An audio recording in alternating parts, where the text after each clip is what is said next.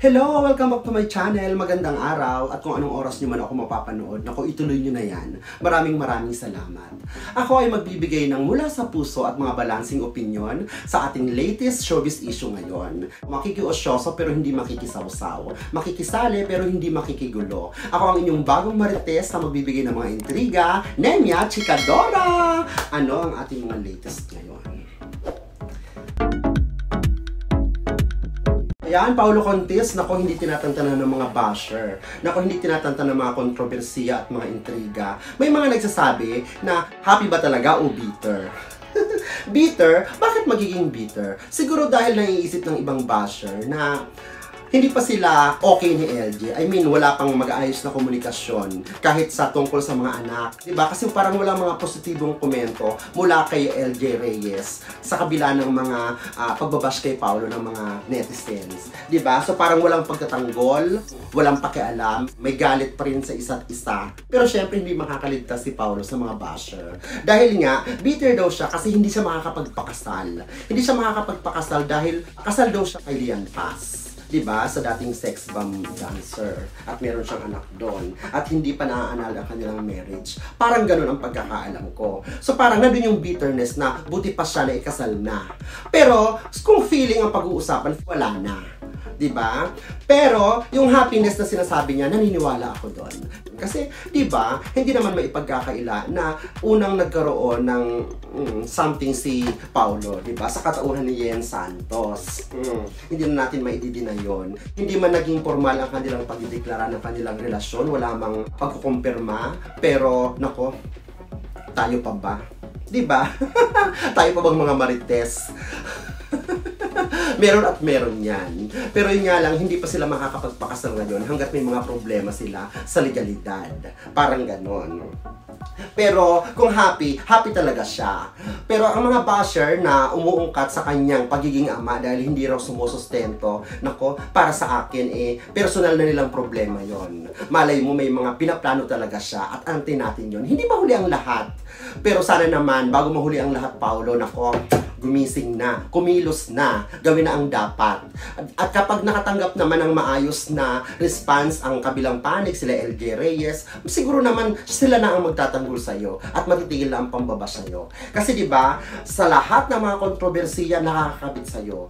Minsan, pag may mga ganitong sitwasyon na wala namang kinalaman sa pagkatao mo, minsan kinakabit na sa'yo. Kasi may mga kontrobersiya sa paligid na minsan nai-involve ka at nauuwi doon sa pagiging personal.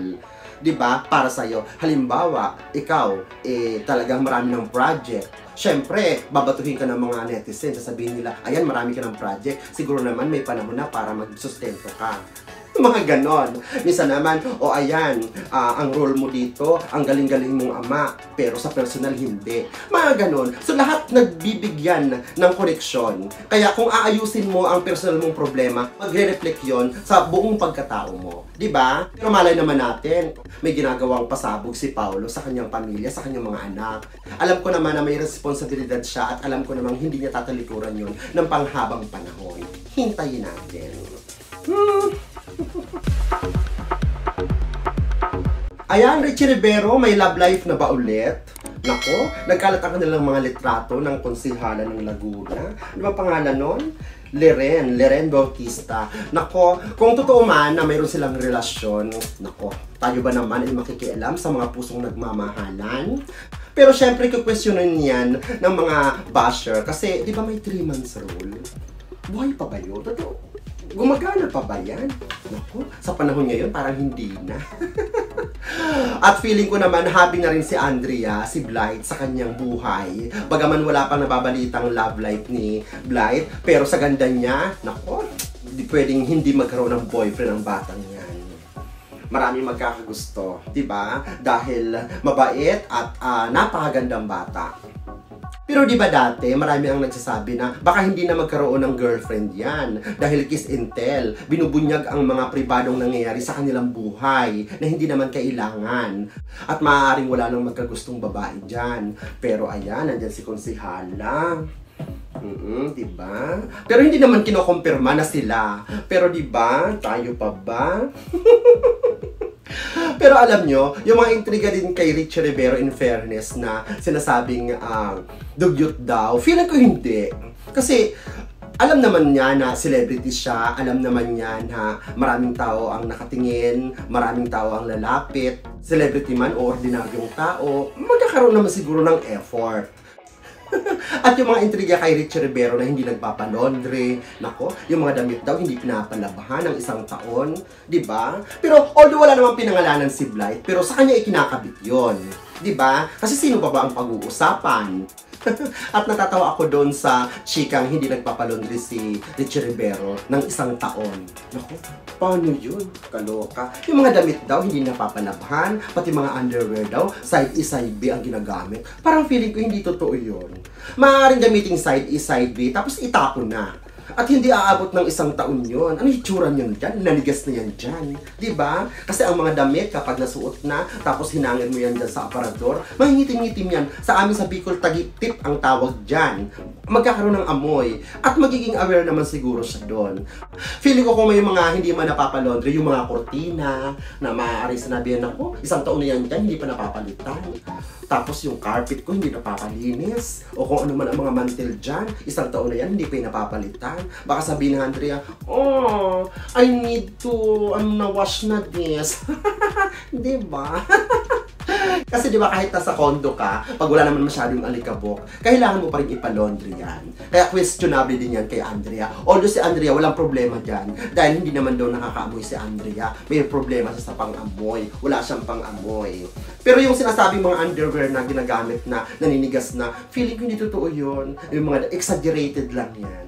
At ayan, kung ano man ang namumuo sa inyo ni Konsehala, kung may namumuo ng pag-ibig na ko, ano pa bang magagawa, kundi ituloy nyo na yan. At kahit i-deny nyo ng i-deny na ko, aabot yan sa puntong sasabog din naman, malalaman at malalaman ng taong bayan, sa panahon pa ba ng mga marites.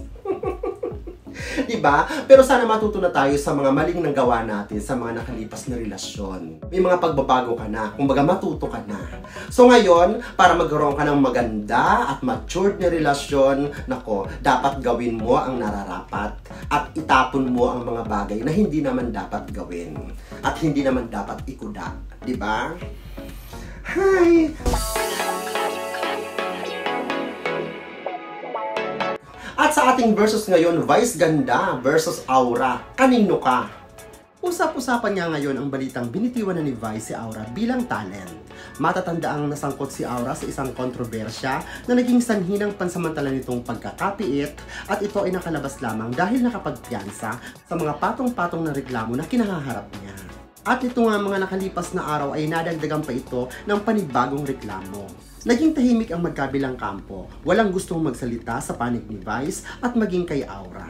At maging sa mga sandaling ito ay wala pang nababalitang nakikipag-ayos at humihingi ng kapatawaran si Aura sa mga taong naging bahagi ng kaguluhan.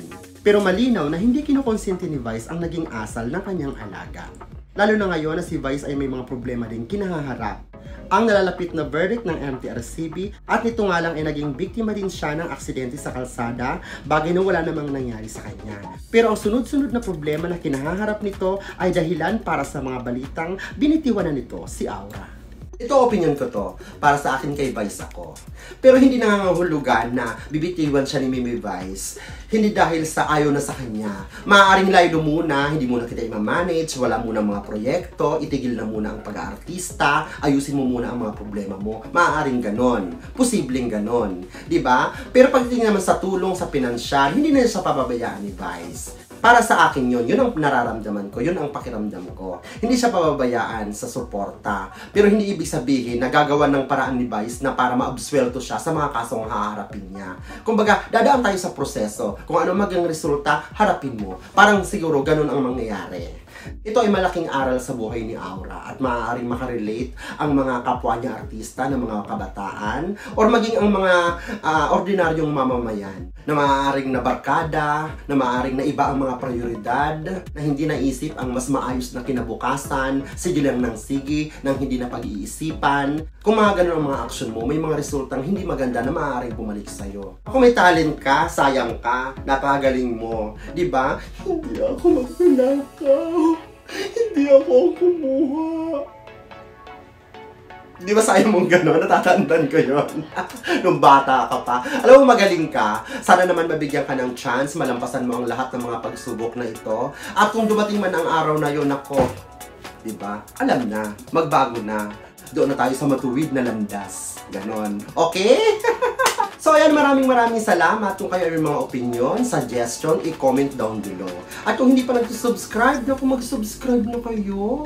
Hit the bell button para updated kayo sa mga chismaks at ganap ng inyong all-around kasama at kachika, Nemia Chikadora! Maraming salamat!